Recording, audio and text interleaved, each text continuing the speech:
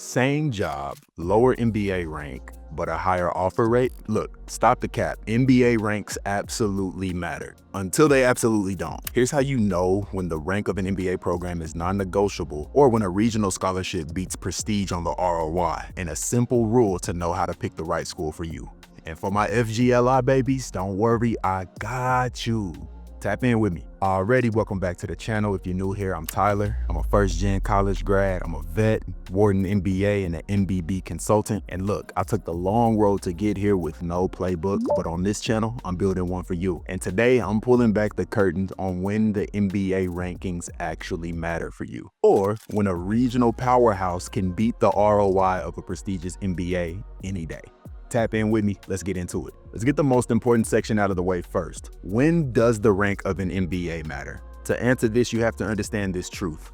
Pipelines are not fair. They are strategically engineered. What do I mean by that? MBA rankings are a business, and you have to follow the dollar to understand the business. So to break this down, when we talk about top 3 programs, M7, T15, top 25, follow the dollar. And these are facts. I'm not here to tell you what's fair. I'm here to tell you how it is. When we look at the M7 or even the T15 schools, the median income levels of the M7 and T15 schools are elite. They really don't compare to anything else. I mean, you look at Wharton last year, you averaged about 180K base. Same with Columbia and MIT. And then you got your standouts like Stanford GSB averaging about 190K base salary. And again, this is base. Total comp for most of these schools, especially your HSW schools and most of your N7 schools, total comp touches $250,000 after graduation.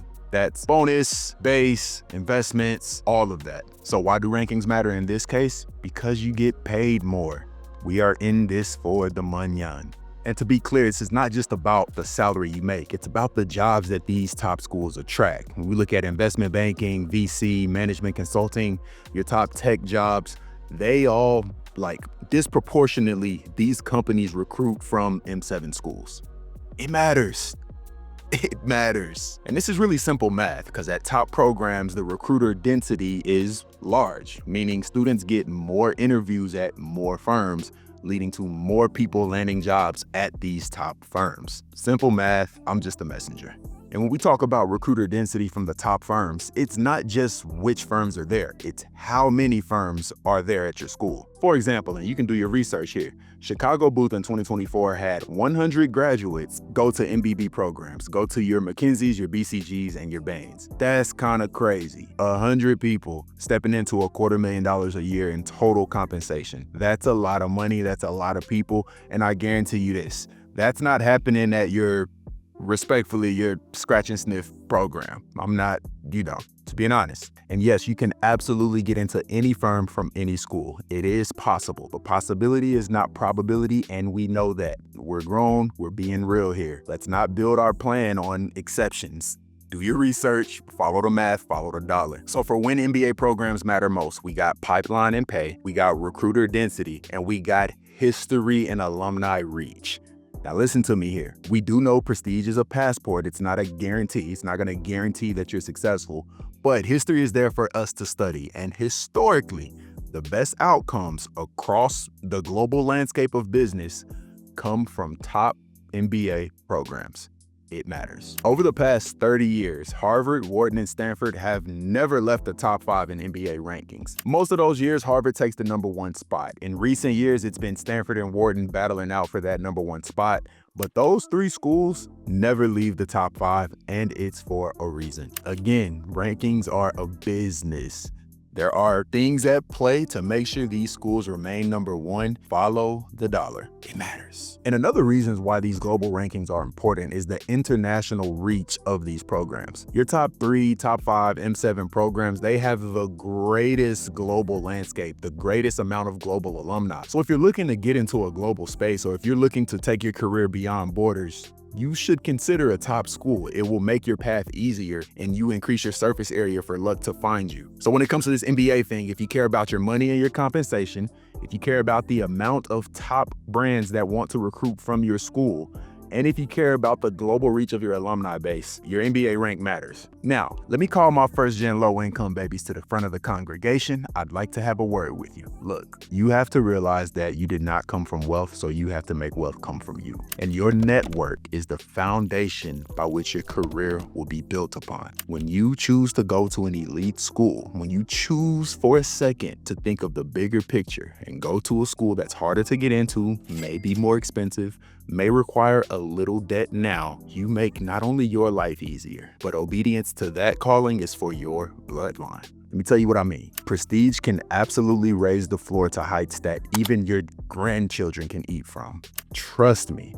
I mean, I don't have children yet or grandchildren, but just trust me. Think of it like this. You're effectively borrowing social capital of the top brands that you associate yourself with while you build your own social capital. And it's a rinse and repeat cycle.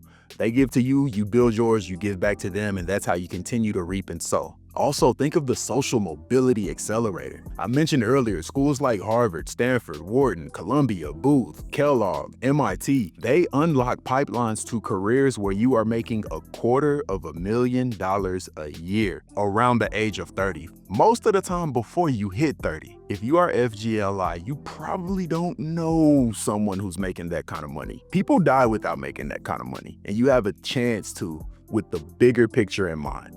That's important. It's not just about the money, it's about the freedom, the accessibility. We are trying to close the gap here. A little sacrifice now to go to a brand name now will save you years of trying to climb later. Don't lose the recipes. And also, for an FGLI student who chose to go to an elite school, the alumni of that school, the parents of your classmates, the community of that school, they become your sponsors and your hiring advisors and authorities, the things that you needed to close this gap and to level the playing field. Don't be ashamed, man. Trust me, I've seen it happen. Essentially, if you are disenfranchised, you can borrow the school's social capital until you've built your own. Here's my last point on this. When legacy and good stewardship enter the chat, your choice of school becomes less about clout chasing and more about compounding access for you and your family. If the debt is reasonable, choose the brand that will open the most doors for your family. Okay, on to the next session. When do MBA ranks matter the least? I'd say this: if you have a bootstrap entrepreneurial endeavor, or if you have some sort of niche regional endeavor, think like oil and gas in Texas, think like entertainment and film in LA, maybe industrials in Michigan, Detroit, etc. The rank of your MBA matters least. It matters, but not that much. I'd say a regional strong brand can get you further than a very prestigious MBA program. And the reason for this, because partners and people who want to fund your endeavors, they care largely about the traction and your expertise. They don't care that much about the brand that you have on your resume. Can you get the job done? And yes, there's an argument to say if you go to a top school, you'll be exposed to more investments. And I do have a caveat for that. If you're trying to launch a fund, think like ETA, search funds, or even VC, I will say where you go to school matters more. Like the brand of the school matters. And here's why. For acquisition entrepreneurship, for first-time fundraisers, your brand and your alumni network can really reduce the friction, right? If you think of warm intros to limited partners, so the people that are investing into your fund, proximity to family offices, relationships with family offices or local banks, it'll just make your whole fundraising effort easier. And that matters when you go to a certain school. And I would actually say, if you do want to raise your own fund, you should go to a top school. And I say this because some of my friends who've gone to top schools and raised funds, they've had way more success than people who did not go to a top program. And part of this is because people who are investing into you, they want to de-risk themselves as much as possible. If you went to a Harvard, Stanford, Wharton, Columbia, Booth, Kellogg, MIT, they know that you know people. They know that you've been trained. They know that you have access and proximity to tools and groups and pretty much relationships that will increase your likelihood for success. But other than raising a fund, most entrepreneurial endeavors do not require you to go to Harvard. Like, put in the work, get your elbows dirty, and hustle. Another scenario where the rank of your MBA does not matter is the regional intent. In Texas, UT McCombs is Harvard, right? On the West Coast, people say USC is the Harvard of the West. This is a risky one, but it's very true. And I'll put it to you like this. Do the research of your industry and in your city. If you know exactly where you want to work post MBA and it's more of a regional brand and there is a big brand school in that region, a strong regional school will out-deliver the ROI of a prestigious MBA program.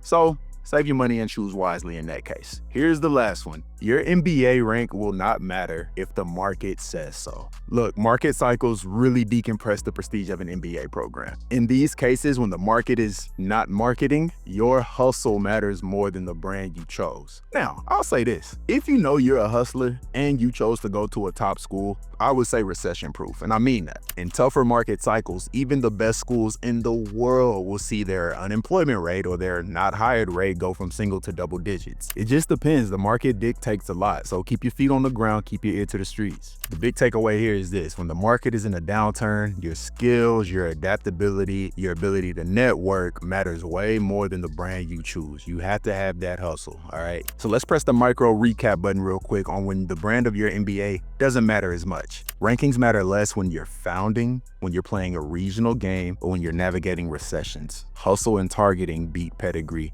any day. The rank of your MBA matters a lot less when you're in a niche entrepreneurial bootstrap field, when you require regional prestige, and when there's a recession. So at this point, we know when the rank of the MBA program matters and when it doesn't matter as much. How do we use MBA rankings to our advantage? We really don't have to complicate this. I'll tell you how. First things first, match the rank with the role. Aim for where there are more doors open for the function that you want to be in. It's not that hard. If you want to go MBB, if you want to go IB, PE, VC, ME, OE, nah. If you want to go to one of those functions, aim for a T15, M7, top 3 school. It's not that hard. Those firms go to those schools. Argue with your mama. Now, when we talk about manufacturing, healthcare, product, ops, general management, the ranking and the prestige of the program matters less. I'm not saying it doesn't matter, right? Because the top programs, all firms go there. But I'm saying if you're in one of those threshold situations and you know that you don't want to go to one of these high finance careers, so in those cases, the school specialization matters more, and the location. And remember, for those of you who want to go international with your career aspirations, choose programs with global alumni reach because it matters. This is a handshake world we live in. Bottom line up front, don't buy a brand that you're not going to spend. Secondly, factor access into the ROI calculation for your MBA program. If it won't grow your access or get you closer to where you want to be, it will not grow your net worth, and it is not worth your time. Here's a simple 3-step process to go through when you're trying to decide which MBA program is right for you, especially when ranks are involved. You got your pipeline fit, your alumni fit, and your hustle fit. So the pipeline fit is about industry.